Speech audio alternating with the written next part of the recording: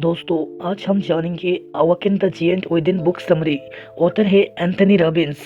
दोस्तों, इस किताब में 7 प्रिंसिपल है जिनका इस्तेमाल करके आप भी अपने अंदर छुपे टैलेंट को बाहर ला सकते हैं, यानी कि निखार सकते हैं। तो दोस्तों, आइए जानते हैं उन 7 प्रिंसिपल के बारे में। Number 1, long term and consistent efforts. दोस्तों, आपने बॉडी बिल्डर्स को देखा है? आपको क्या लगता है उनकी बॉडी कैसे बनी होगी? 4 से 5 महीने में बन गई होगी या 1 से 2 साल लग गए होंगे। कभी कभी जिम जाते होंगे या रोज जाते होंगे। और आंसर आपको पता ही होगा, सिक्स पैक्स वाली बॉडी कुछ महीनों में नहीं बनती, बल्कि सालों साल लगातार करते रहना पड़ता है। तो यही इस किताब का पहला प्रिंसिपल है। अगर आपको किसी भी चीज़ में सफलता हासिल करनी है तो कई सालों का अभ्यास करना पड़ता है, क्योंकि एक दिन में कुछ नहीं बनता। अगर आपको ब्लॉग स्टार्ट करना है तो शुरू में रोज ब्लॉग पोस्ट करनी पड़ेगी। 6 महीने से लेकर 1 साल तक लिखते रहना पड़ेगा, तभी आप ब्लॉगिंग से पैसा कमा पाओगे। अगर बिजनेस करना है तो भी आपको हर दिन उस पर काम करना पड़ेगा।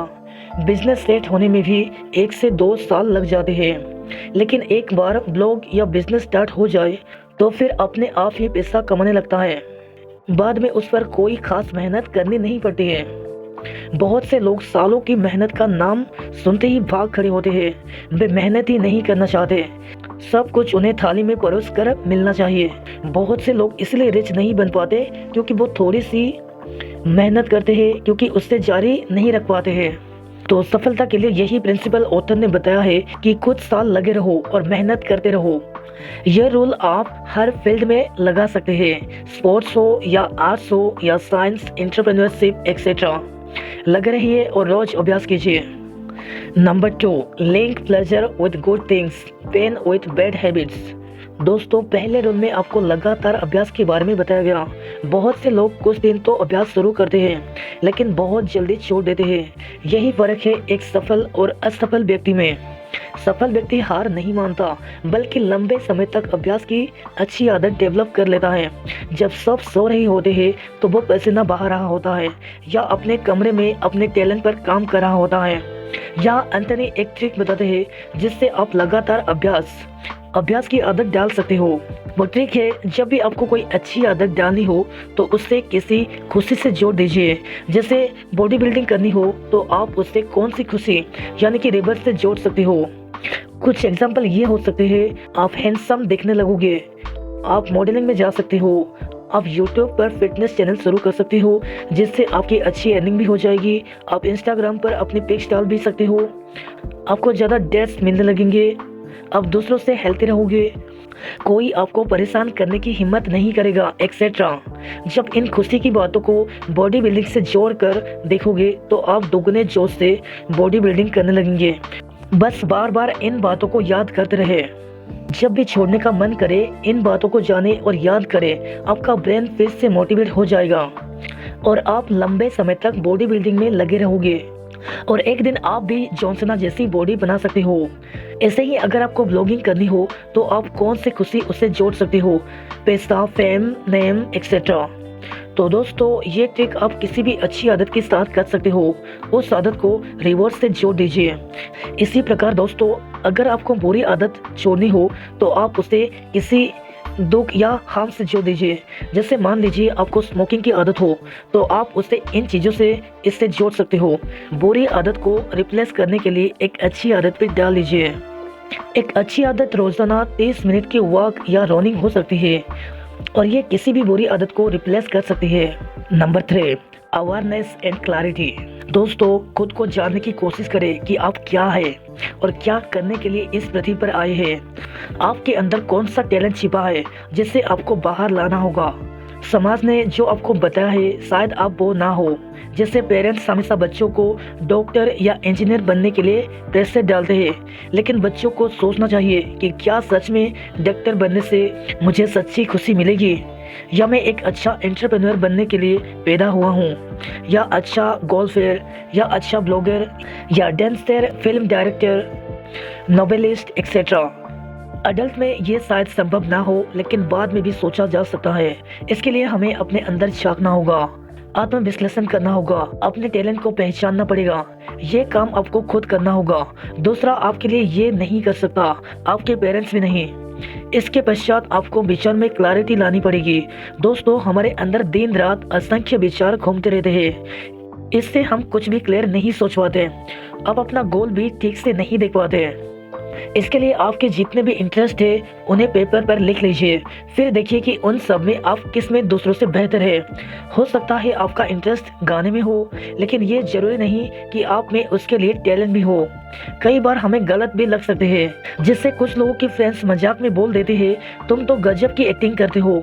अगर वो आदमी क्लियरली अपने टैलेंट को जाने बिना ही उनकी बातें सुनकर एक्टिंग फील्ड में चला जाए तो बर्बाद भी हो सकता है, क्योंकि जिससे वो टैलेंट मान बैठा है उतना तो हर किसी में होता है। इसीलिए पहले ठीक से क्लियर कर ले कि कौन सा टैलेंट सच में आप में कूट कूट कर भरा है। दोस्तों, आपको पता है मदर तेरेसा में कौन सा टैलेंट कूट कूट कर भरा था? आंसर है, आप चौंक जाएंगे। उनका टैलेंट था दूसरों पर दया।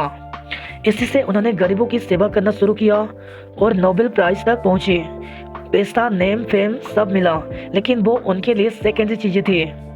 तो आप ये मत सोचिए कि बड़ी बड़ी डिग्री से ही आप में टैलेंट आता है।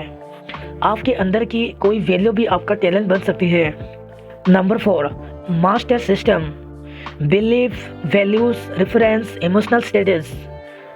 अगर आपको सफल बनना है तो मास्टर सिस्टम डेवलप करना होगा। इसके लिए आपको 4 चीज़ों की जरूरत पड़ेगी। नंबर 1, बिलीफ यानी विश्वास। बहुत सारे लोग इसलिए सफल नहीं हो पाते क्योंकि उनकी बिलीफ गलत है। कुछ गलत बिलीफ के एग्जाम्पल है, पैसों को लेकर रॉन्ग बिलीफ है, पैसा सब समस्याओं की जड़ है। हकीकत, बिल गेट्स के पास बहुत पैसा है, इससे उनको क्या समस्या है? खुद ऐसो आराम से रहते हैं और साथ साथ खूब सारी चैरिटी भी कर पाते हैं। पैसे से तो समस्याएं सॉल्व की जा सकती है, जिससे गरीबी, भूखमरी एक्सेट्रा। अगर कोई पैसों को क्रिटिसाइज करेगा तो क्या उसके पास पैसा आना चाहेगा? इसलिए ऐसे रॉन्ग बिलीफ्स को बदलकर करेक्ट बिलीफ डालना चाहिए। बॉडी बिल्डिंग को लेकर गलत बिलीफ्स, इसके लिए तो जिम चाहिए और टाइम। हकीकत तो ये है, आप एथलेट्स को देखिए या सोल्जर को देखिए, ये जिम जाए बिना ही अपनी बॉडी को स्लिम और मस्कुलर रखते हैं। जिम तब चाहिए जब आपको मॉडलिंग में जाना हो या किसी कंपटीशन में हिस्सा लेना हो। फिट रहने के लिए आप घर पर भी एक्सरसाइज कर सकते हैं। रही बात समय की, तो आपको सारा दिन एक्सरसाइज करने की जरूरत नहीं है। आप घर पर भी डेली 30 मिनट एक्सरसाइज करके भी फिट रह सकते हैं। इसलिए ऑथर कहते हैं कि नेगेटिव बिलीफ्स मत पालिए। अगर आपके अंदर सच में टैलेंट है तो ये मत सोचिए कि आप इससे नहीं कर सकते, बल्कि पॉजिटिव बिलीफ डालिए कि आप उस काम को हर हाल में करेंगे। फिर बुक में दिए सारे प्रिंसिपल की हेल्प से उसमें जुट जाइए। आपके टैलेंट को दुनिया जरूर देखेगी। वैल्यूज, सफलता पाने के लिए वैल्यूज का बहुत बड़ा रोल होता है। अक्सर लोग सफल होने के लिए मेहनत की बात तो करते हैं, लेकिन वैल्यूज पर ध्यान नहीं देते। वैल्यूज का मतलब है आपके अंदर के अच्छे गुण। अच्छी वैल्यूज का बहुत महत्व होता है, ये आपको किसी भी क्षेत्र में सफल बना देती है। कुछ अच्छी वैल्यूज थे जैसे कि दूसरों की हेल्प करना, इससे लोग भी कभी ना कभी आपकी हेल्प करेंगे। छोटे या बड़े हो, उनसे इज्जत से बात करना, इससे लोग भी आपकी इज्जत करेंगे। दूसरों पर दया करना, इससे लोग आपको दुआ देंगे और सम्मान करेंगे।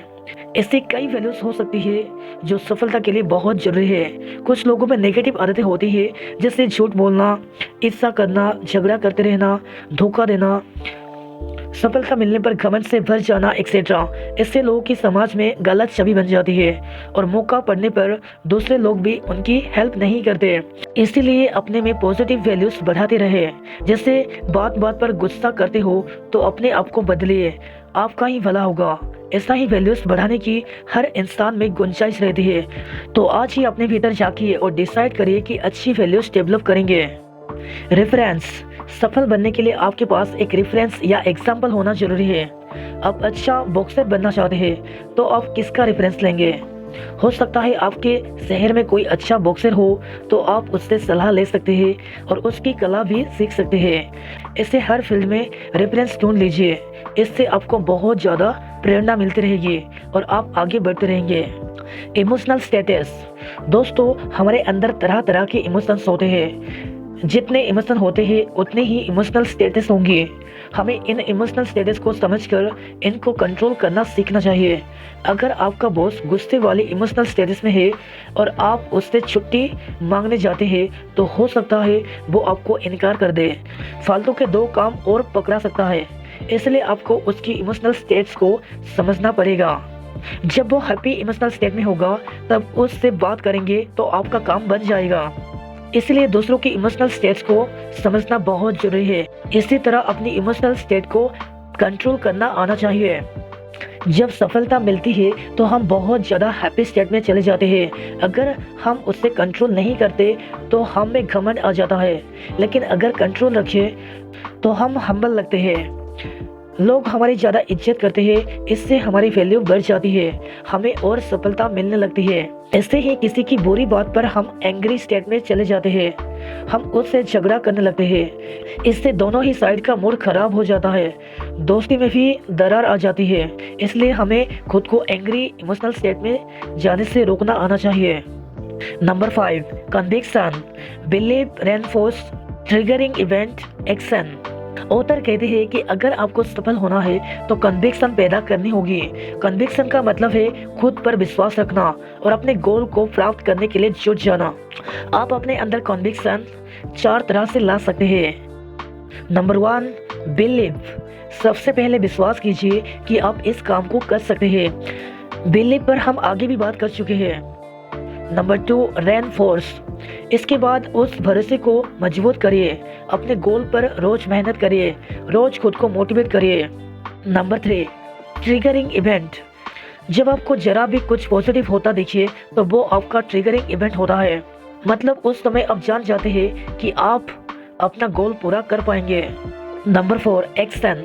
इसके बाद तो आप जी जान से जुट जाइए, दुगने जोश से एक्शन लीजिए। ये बहुत जरूरी है। बहुत ज़्यादा लोग यही मात खा जाते हैं, वे जल्दी छोड़कर चले जाते हैं, ट्रिगरिंग इवेंट का भी इंतजार नहीं करते। आइए बॉडी बिल्डिंग के एग्जाम्पल से समझते हैं। पहले बिलीव कीजिए कि आप भी जॉनसना जैसी बॉडी बना सकते हो, फिर हर दिन एक्सरसाइज करने में जुट जाइए। जब आप थोड़े से एब्स या बाइसेप देखेंगे तो ये आपका ट्रिगर पॉइंट होगा। यहाँ पर आपको रुकना नहीं है, बल्कि पूरे जोश से जुट जाइए।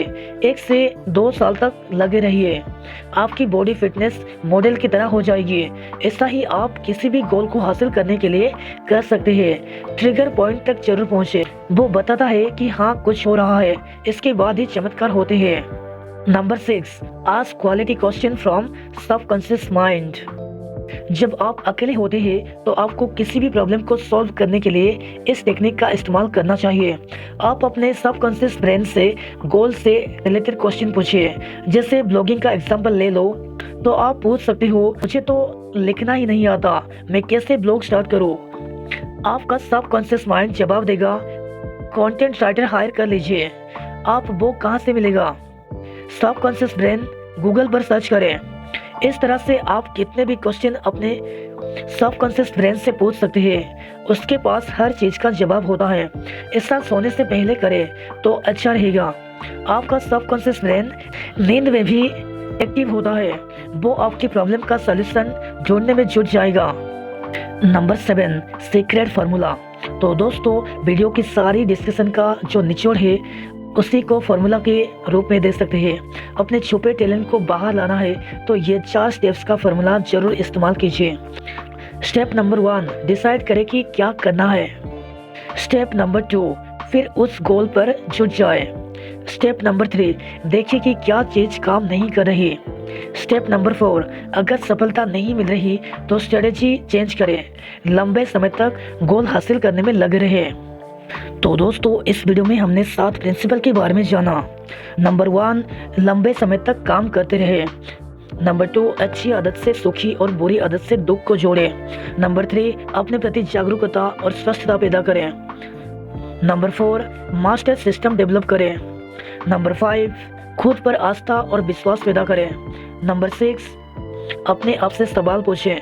Number 7, secret formula. तो दोस्तों वीडियो अगर अच्छा लगा तो वीडियो को लाइक करें और चैनल को सब्सक्राइब करें। Thank you for watching.